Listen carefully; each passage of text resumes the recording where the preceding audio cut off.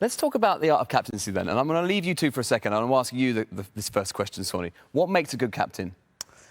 Well, there's a few things, actually. I mean, for me, a good captain is someone who can control all the different personalities within a team and get the best out of them. And it's never an easy thing to do in an international dressing room. You've got a lot of big personalities. A lot of guys have had to have big personalities to get there in the first place. So it's tempering that. It's making sure they're all pulling in the right direction and just getting the best out of you. And the best captains I played under, Strauss, and for Nottinghamshire, Stephen Fleming, were the guys who just made everyone feel special in their own way. And it's a very tricky thing to do. Something that I would never have liked to do myself. I couldn't have controlled, petulant off-spin bowlers or, stuff like that. It would have been way beyond my remit. And Ricky, did you always want to be captain? No, I never really thought about it, to tell the truth, because I was, I was, as a junior, always the youngest player in a team, as a 13-year-old playing in under-17s or a 15-year-old playing under-19s. And when you're doing that, leadership roles never come your way. I started playing first-class cricket at 17 in the Australian team, relatively young. So you're just a young punk, really enjoying the game, enjoying playing cricket. But I think there's separate parts to it. I think you can look at yourself as being a leader around a team or around a group, not necessarily aspiring to be captain. I think there's a slight difference between both of those things. So any team I was in, I always tried to be a leader, whether it was with my presence or the way I trained or things that I did. And then, thankfully, the back half of my career, I got a chance to captain Tasmania for a couple of seasons, and that led to taking over the one-day reins of Australia and then onto the Test captaincy. What about you, Michael? Did you always want to be a captain? No, not really. I mean, it just came, and I think that's the right way to get it. I think those that go really searching for the captaincy and desperately want it, sometimes they're not the right people. It was a call from David Graeme, the chairman of selectors, in 2003, actually, after the World Cup. Nasser resigned. He just ran, was playing golf. He said, "Do you fancy being the captain?" He said, "What would you bring?" I said, "I honestly don't know." I honestly didn't know. I said, "Yeah, I'll have a go." He said, "Well, what would you do differently?" I said, "Well, not a great deal. I'll just try and get the team playing to a standard." I mean, what I always did, without thinking I was doing it, was when I was playing in the 90s in county cricket and then got into the England side in 99, I was watching a lot of the cricket that Australia were playing and the style of cricket. And I always felt that the English way was different to what the Australians were doing. They were playing a more expansive game, very positive. They were in the opponent's face more often than the England side. So when I got the job, and I was fortunate that I'd just played against Australia in 2002-03 and witnessed Steve Waugh in operation, witnessed the way that the Australians played the game, and I basically just copied them. I thought, we'll do that. Yeah. We'll play to that level. We'll try and intimidate the opposition. We'll attack more with the bat. We'll attack more with the ball. And we'll just see where that takes us. And that was really my remit, is following who were the best team at the world by a country mile. And we didn't think we could possibly get to that level, but I thought they were the model that we had to try and catch. They were the team that were scoring quicker than anybody else, getting the opposition out quicker than anyone else by being aggressive with their field placement. I thought we have to play that way if we're going to try and beat them in 2005. With that style of captaincy then, Ricky, is that how you're taught in Australia to captain? Well, you're taught to play that way, first and foremost. I think the captaincy comes through from your upbringing, or the captaincy traits come through from your personality and your upbringing, the way you learn to play the game. And certainly in Australia, we're brought up to play a very aggressive style of the game. When I say aggressive, it's about scoring runs quickly, putting pressure back on the opposition, setting aggressive fields, trying to intimidate with the ball. And Rob Marsh made that really clear to me my first year at the Cricket Academy as a 15-year-old boy. He sat us all down at the start and said, if you boys by the end of this training season can't score 350 runs in a day, then you might as well pack your bags up and go. And that was in like 1990.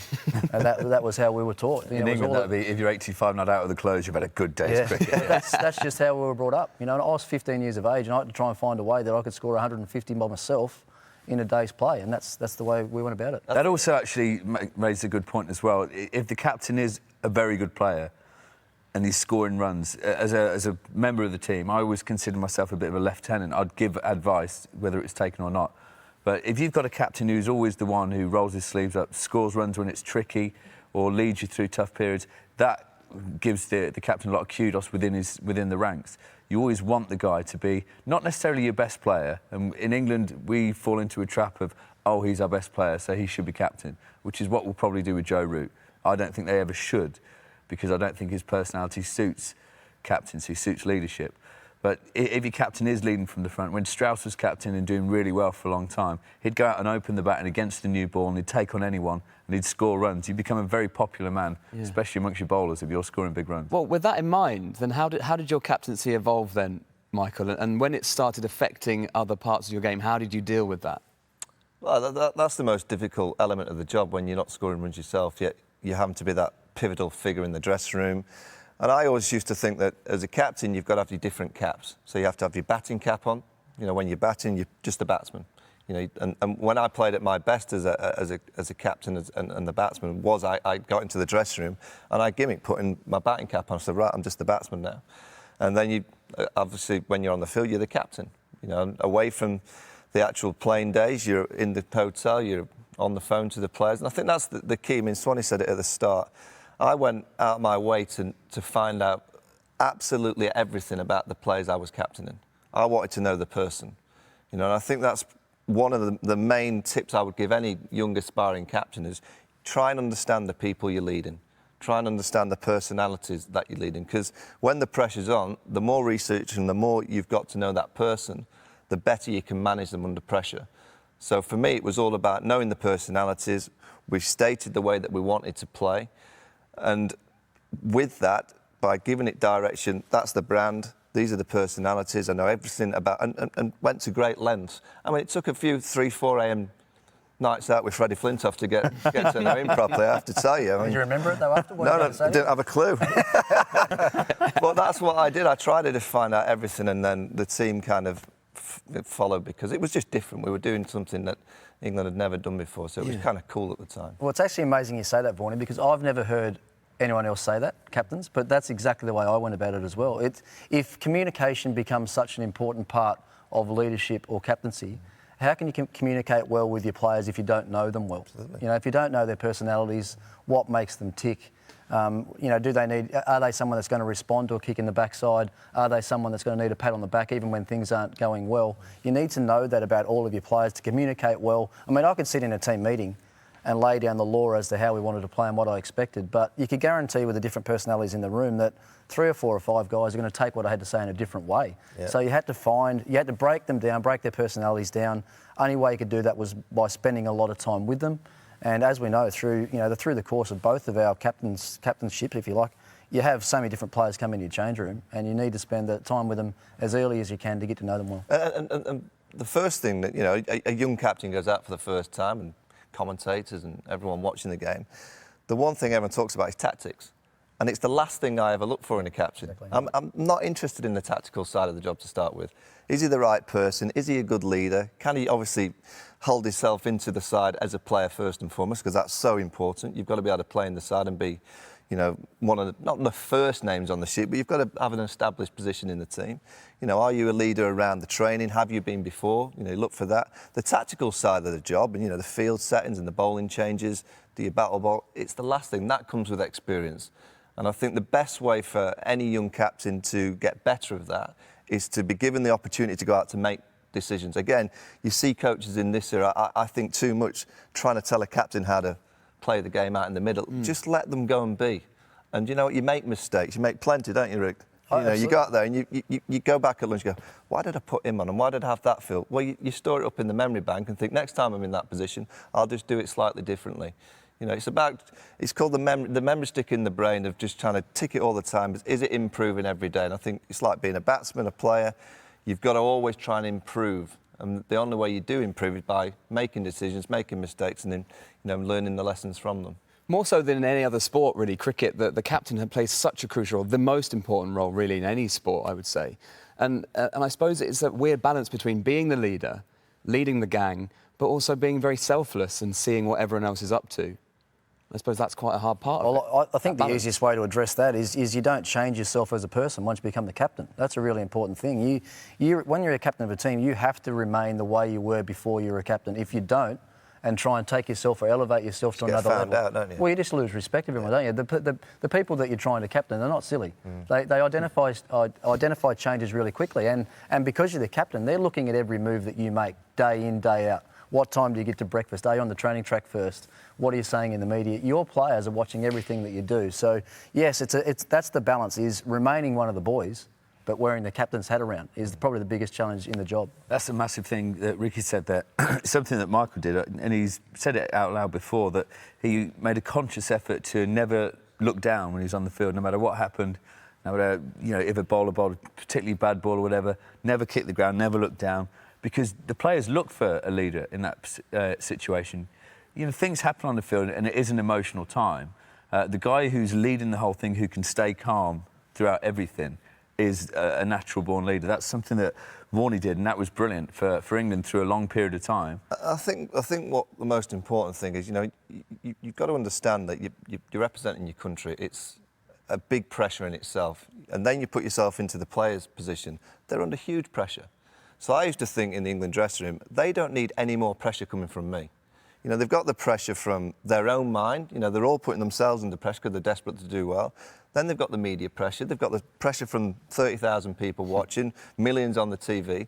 So my thought process was, I've got to dampen down the pressure. I've got to release the pressure. So I try to make it as relaxed as possible. And players who played in an expansive way, I would encourage them to play even more expansively. The Freddie Flintoff, Kevin Pitt, I would encourage them to attack even more so. Because I thought it would be a way of releasing their pressure zones to go out and play in a way that I knew they enjoyed playing. I think, again, at the highest level, it's so stressful and pressurised. I think sometimes we can forget to enjoy it. Yeah. You've got to be telling your players, look, lads, it's Australia, and you're going to have to wear a few from Brett Lee. It's not always enjoyable, but if you can try and enjoy it and have that mentality of getting out onto the field to enjoy the game, there's a better opportunity that you're probably going to be more successful. There's been a lot of discussion about this at BT Sport Cricket on Twitter, if you want to get involved in the conversation.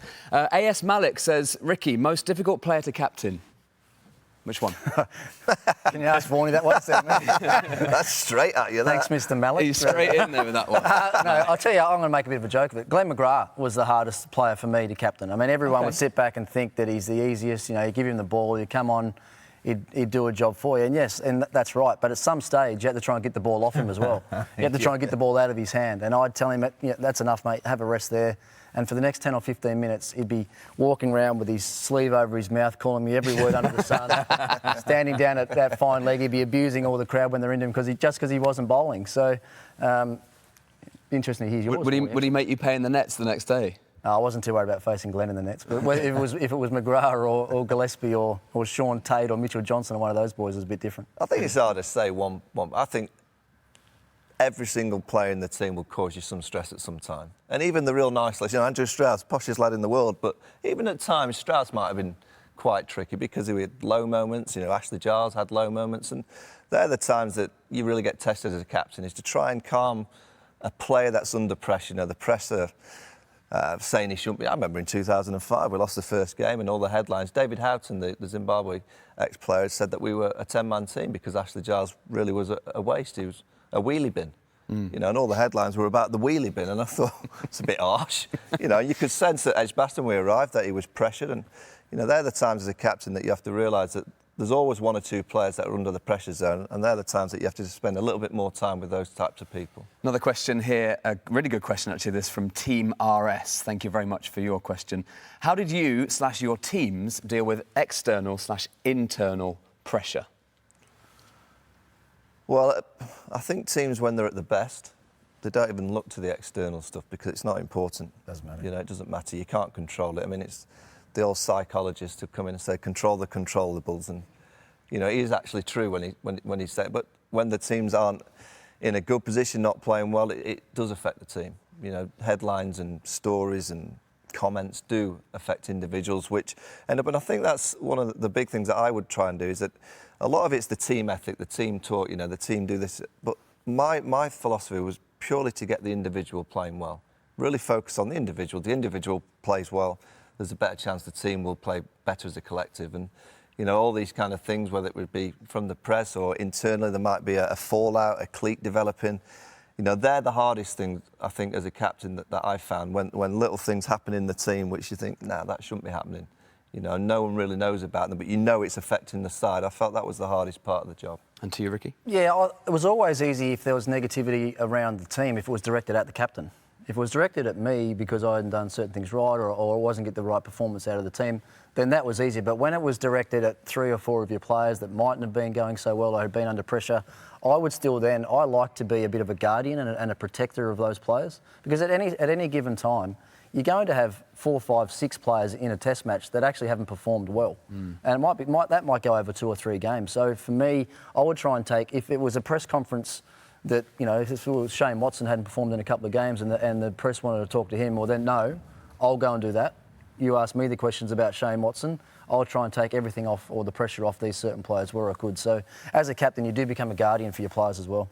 Well, we could talk about this for a long, long time. And I'm sure we'll pick it up again as the winter/summer progresses. But I want to just talk about maybe winning battles and wars and things. Maybe you won the War of the Ashes, Vaughan. Oh, here we go. Look at that. What have we got here then? There's a particular battle which is on the screen right now, which is a famous moment. So I think, Ricky, I'd like you to talk us through the moment. Oh, well, we've been talking about quality swing bowling, haven't we, in Perth over the last couple of days, and just so happened that I bowled a couple of in-swingers in a row to Vaughan and then just won a little bit more outside off stump, back of a length, went away and just found the outside. I'm dead honest, right?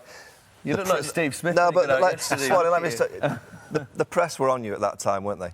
I was feeling sorry for him. I just wanted to give him a smash. That's the only time he smiled in 05.